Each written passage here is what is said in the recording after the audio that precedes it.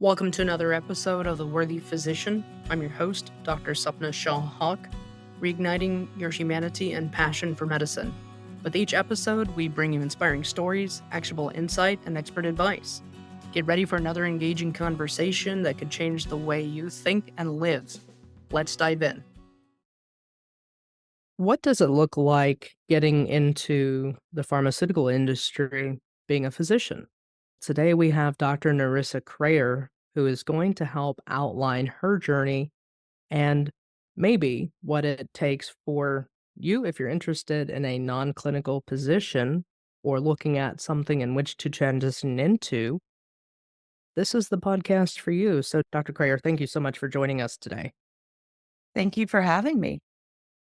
So, to me, it's very interesting. The kind of the nemesis of, and again, this is not throwing shade at the pharmaceutical industry, but there's always a preconceived notion of the good, the bad, and the ugly in medicine. Insurance companies definitely being up there, government regulation definitely being up there, but big pharma, the pharmaceutical industry, also rubs us the wrong way, and I don't necessarily think that's a fair assessment. How long have you been working in the pharmaceutical industry as a physician? So, I've been working in biotech and pharma for almost 20 years now. And what got you started? Because as we were talking prior to, you did residency in pediatrics, then a fellowship in endocrinology. Right. So, pediatric endocrinologist and worked for a year after fellowship. Needed to move to the Boston area for my partner's match, also a physician. And I was on a clinical research track. So during my fellowship, I did a master's in clinical research, an IH sponsored program, and really had my sights set on academic clinical research. Thought that was going to be the path at Mass General Hospital in the pediatric endocrine division. And unfortunately, through a couple of turns of events, that position did not exist after we matched in Boston. So I was moving to Boston with my partner and two young kids, and I needed a job. I looked around at other places, Hasbro Children's Hospital in Rhode Island, Dartmouth up in New Hampshire, and just didn't find the right thing for me. Again, holding true to wanting to do clinical research, not full on clinical medicine day to day. And through networking, which I think is a really important skill for physicians to have, I was able to land my first job in the pharma industry. It was a biotech role, medical affairs. So I was sharing the science of the company, and it was specific to the company's growth hormone product. So as a pediatric endocrinologist, it was the perfect match for the company and for me to work with their recombinant human growth hormone. That's pretty serendipitous. It's just couldn't get any better. I tell my children who are now young adults, and I tell physicians this, that we don't always learn to network, and it's a really important skill. Had I not been speaking with this person who already worked in pharma and explaining my situation, and had she not asked for my resume, that role would not have come to fruition. So, putting your story out there, talking to people, and networking is really critical. How did you learn how to network? Yeah. So, as an extreme introvert, and I've slowly moved myself closer and closer to the extroverted side of the scale, although I'll never be an extrovert, that was hard. But what I've learned over my time in the industry is one, people like talking about themselves. So if you frame it in learning someone's story and being interested in the person, that is an easier way than if you frame it from the standpoint of you're taking away someone's time or you're asking for something or you're requesting something from someone, there's a lot of mindset shift in how you think about networking. And the last thing I'll say about that is reminding yourself that people generally really like to help others. And especially in our path, right? In our career, physicians want to help one another. So if you frame it from that perspective, I think it makes it much more comfortable to go and have a conversation with someone knowing that they probably want to help. Thank you for that because you're shining a light on the positive side of humanity, which I think we forget, especially in clinical medicine and maybe even the business side or the pharmaceutical side. It's very easy to lose sight of that. We tend to get jaded. Yes, and from an evolutionary standpoint and bringing in some of the life coaching piece, we are prone to go to fight or flight and the negative because evolutionarily that kept us safe. And so trying to get away from that and take a focus on some positive instead of immediately going to the negative, that's just a life lesson, generally speaking. Now you're 20 years into the pharmaceutical part of the medical world, and you specifically said, "I don't really wanna do clinical medicine, it's more clinical research," that was your interest. Besides networking, how would a physician really get to or share your path, and how do they know if that's for them? My path over the last 20 years, I've been at, I think, 6 different companies, both medical affairs and clinical development.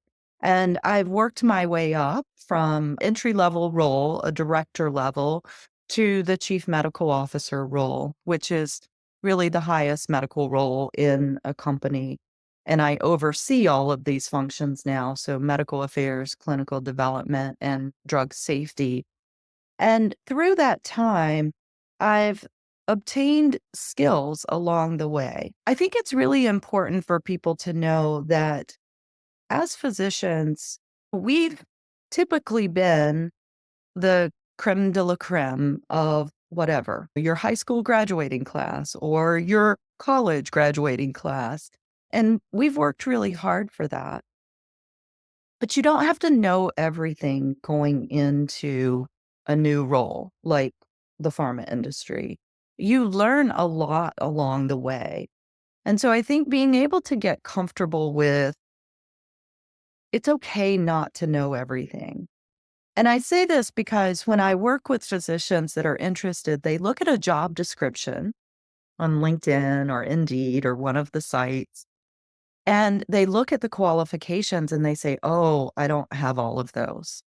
And no one does because if you've never worked in pharma, how can you have pharmaceutical industry experience? That's just not possible, right? And so it's taking that leap of faith that you're a highly intelligent person as a physician and you can learn new things while you're in the job. And that's one of the critical pieces that people have to get over as they're starting this journey into exploring the pharma industry. Thank you for that because you're absolutely right. But we have so many skills that are translatable. Yes. And that ties a little bit to your other question about how do you do it? You need a resume, not an academic CV. That's a tangible takeaway for physicians listening. Most people only have an academic CV and it's probably not incredibly up to date. And so being able to translate that into a resume and really speak to what skills you bring to the table when I'm working with physicians, I'm brainstorming with them and reminding them of all the skills. So they think about things like leadership as an example. And physicians will say, I don't do leadership. I don't have leadership experience. And I actually chuckle at them because they're always leading a team, whether it's they're working in academics and they have residents and fellows and nurses and nurse practitioners and extenders and their finance partners and the office manager. They are leading those teams. And so it's reminding physicians of the numerous skills they have outside of only their clinical training. Amen to that because we forget that. Again, it's just I think we go into this mindset of, okay, I'm going to heal people. I'm going to be a healer. I'm going to be a physician. But what we think about how that looks like, and then what the training prepares us for, and the way we get out in the real world, it's three totally different things. So, Um, we're working with human beings, and again, practicing at the top of the license, we do steer that ship. Now, there are some instances where maybe we don't, but if we break it down and on the day to day, 9 times out of 10, I do think the physician does. And that's where we can make the biggest impact. We forget that. yes, I very much agree with you. And it's reminding ourselves of the really critical role we play in this ecosystem. Now, before we had been talking, and I'm loving everything you're saying, because one thing I tell my med students and residents I worked with in the past is as you go through your career, make sure to update your CV or your resume in real time. That is great advice. Because we forget all of the things we've accomplished. Yes. Yes. And when on those days when you're down, it's nice to be able to pull that out. And not that it's the only benchmark, but it is a benchmark for if you need something tangible, just like that. But for those listening, how would you frame being in the world of pharmaceuticals as a physician? Yes. So, in talking to physicians about the role, one of the things that I want to share with them is it's a very different world of being around people with very different skill sets. So when we practice medicine, not that we're not around people with different skill sets, but if you think about the vast majority of your day, it's people who understand clinical medicine. They understand the flow, they understand the terminology, they understand the disease states. In pharma and biotech, you have people who are expert at finance and speak a very different language than a physician. You have people who are expert at marketing and sales, and health economics is another example. So all of the sudden, you're in this world where you don't understand everything, and you can't actually. That's why we have lots of people with lots of different expertise. And so that can either be a challenge or an opportunity. The opportunity is every single day I get to learn new things from colleagues who are expert in their world.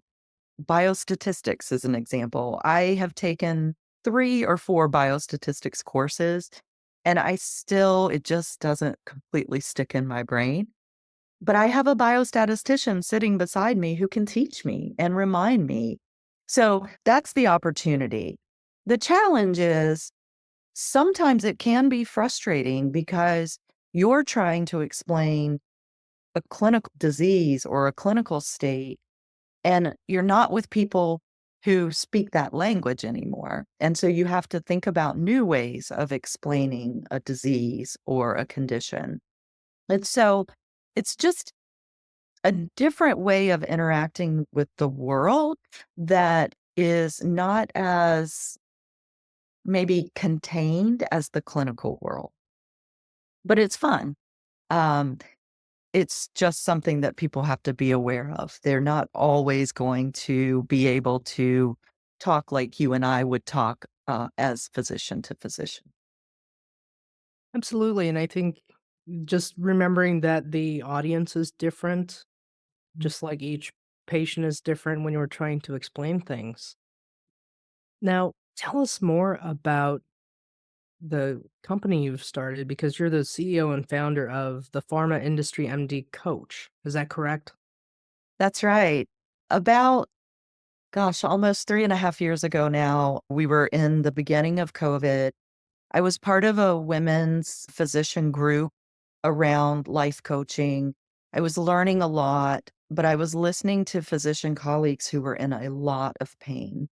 No PPE, everyone was scared. We didn't know what this virus was. A really dark time. And I don't have an active license anymore. I don't practice. So I couldn't help by taking a shift in an urgent care. I really wanted to be able to do something. And I decided that I could help educate physicians about the options that they have because people were feeling very hopeless and helpless. And I wanted them to understand that although it's not for everyone, there are ways to utilize your clinical skills and your medical training in ways that don't require clinical practice. And so I created this company to help physicians learn about the path to pharma and biotech. And now, again, almost 3.5 years later, I've helped upwards of 75 to 80 physicians figure out, is this the path they want? And if it is, how do they get there? And this has been hematologists, oncologists, this has been pediatric child abuse specialists, this has been family medicine, internal medicine. And so I'm really quite proud that I've been able to share this path that, again, is not right for everyone, but it is right for a number of people. And it's been really fun to be able to create something, build something, go through my own ups and downs, learning how to build a business. Thank you for that, and thank you for stepping up in the way that you did, because that just shows the camaraderie and the big hearts that I think physicians have. And also, we've been through a very dark time. I don't think that that hadn't happened for 100 years approximately since the Spanish flu, Right. and we lived through that. And looking back on that, the good and the bad, the ugly, the beautiful, here we are today. But thank you for pointing that out because that just I don't know, that just really set very well with me, so thank you. Thank you. Thank you. It again, I think it does touch on wanting to give back, wanting to do the right thing, and wanting to help. That's why many of us went into medicine. We want to be able to help people. How can listeners reach you? If they wanted to sit down and have a conversation or even explore this avenue, how do they reach out to you? Sure. So I have a website. It's industrymdcoach.com. And also the email address is the same, industrymdcoach@gmail.com. I do offer free consultations with people to talk through, answer questions. Lots of free information on the website about the path. So, podcasts like this, those recordings are there, as well as a weekly blog that I've written since the beginning. So, again, lots of free information for people to explore and happy to converse with folks and see if this is something that might work for them. Thank you for that, and those links will be in the show notes. Now, I always ask my guests, what is one last pearl of wisdom that you would like to leave with us? I think an important pearl is we have to be brave enough to put ourselves out there. We have to be brave enough to fail, to really move forward in our lives. And again, as physicians, we're not always used to a lot of failure. And so being able to step out of that comfort zone, put yourself out into the world, it will come back in a lot of positive returns and opportunities, but you'll never know if they're out there if you don't put yourself out there and give it a try. Those are beautiful words of wisdom, and there's always an opportunity to learn from where we don't do exceedingly well. Yes, That's life. exactly. Dr. Kreher, thank you so much for your time and just I've this has been a wonderful conversation. Thank you so much and appreciate what you do with your podcast. Thank you.